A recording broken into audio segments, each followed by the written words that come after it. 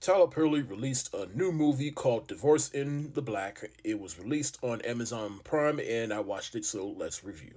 Divorce in the Black is about a very, very toxic relationship that is now going through a divorce.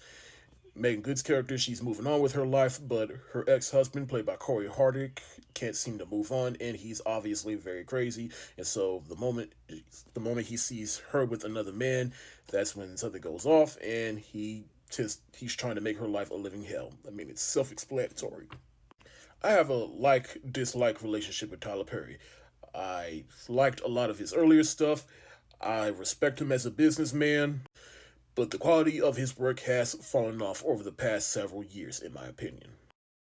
This year, he gave us Mea Culpa, which I think is one of the worst movies to come out.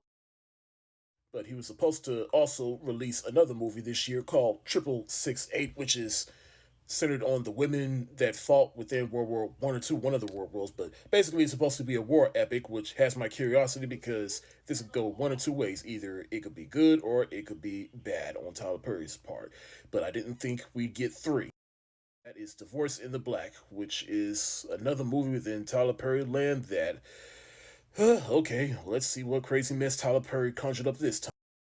And honestly, there's nothing more I can really say about this movie. It's bad.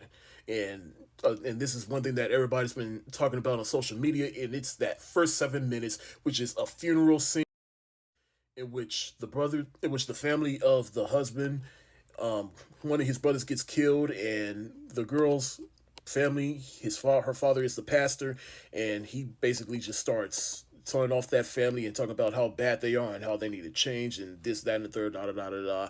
But the family's not having it, and so the family, she basically tells her family off and asks us to take the dead body of the brother out of the casket just so that they can take it back to their place. They live in a bunch of trailers and actually bury the body next to other members of the family.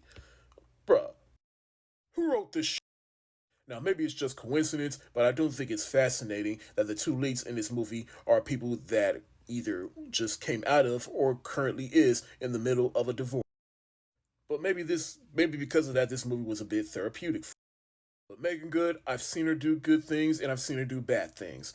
And this right here, this might just be one of the worst things that she's ever done, in my opinion. And I know she can do good things. And she's a beautiful woman. She's just is. She is physical perfection of a black woman if I've ever seen one.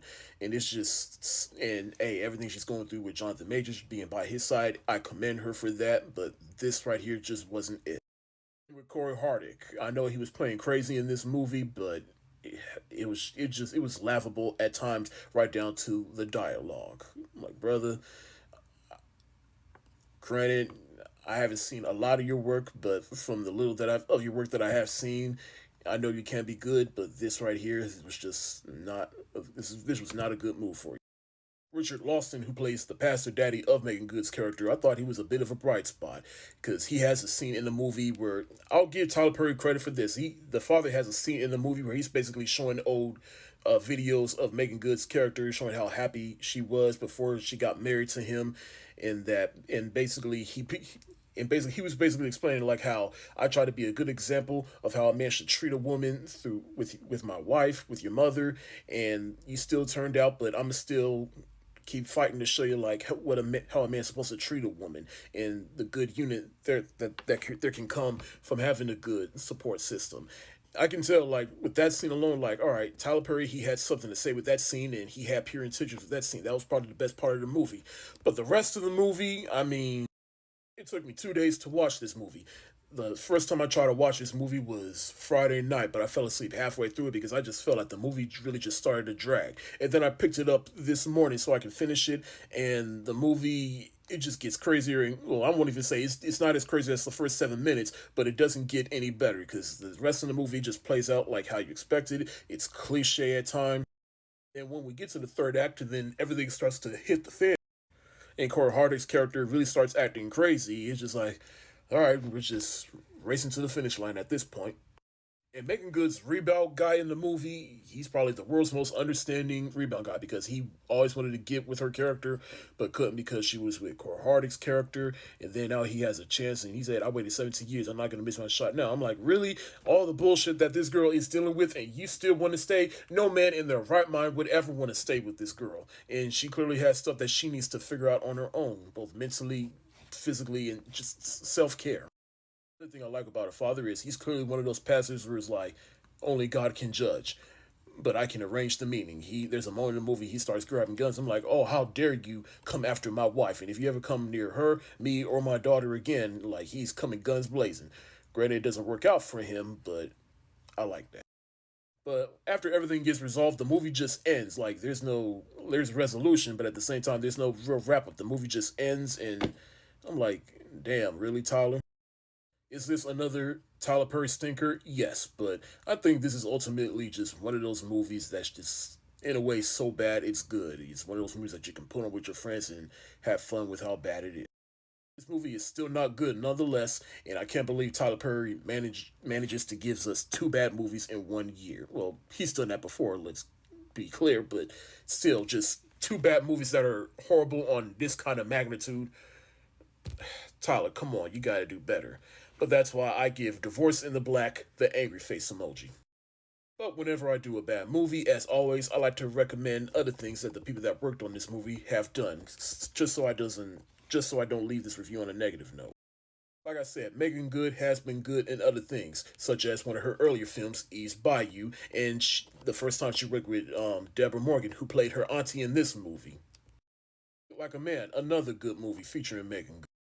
Throwbacks, a severely underappreciated movie, a severely underappreciated performance by Bow Wow. Remember the first time I saw Shazam, I was surprised to see Megan Good in this movie playing the adult version of the little black orphan child in this movie. Stomp the Yard, another black classic right here, and it has Megan Good in it, and she was actually good in it as well. And like I said, Tyler Perry, I've seen him do good things, particularly earlier in his career, like Diary of a Mad Black Woman, his Family Reunion, which I think is the best Medea movie. Medea Goes to Jail, I thought that was a pretty hilarious Medea. His Big Happy Family, I thought was the last good Medea movie.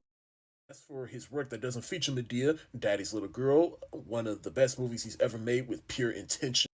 Gotta Get Married, everybody's seen this movie, but of course it's one of Tyler Perry's best. Of course, I gotta mention the sequel, which is not as good as the first one, but still entertaining. For Colored Girls, I think this is one of his more artistic movies and artistically ambitious movies that he's ever made. For God's sake, if you have not watched A Jazzman's Blues, please watch it. This is one of Tyler Perry's best films that he's made in years. And The Family That Prays, which is not just my favorite Tyler Perry movie of all time, but I think is the best movie he's ever made, in my opinion. All I am saying is all those movies that I just mentioned will be a better use of your time than sit and watch Divorce in the Black.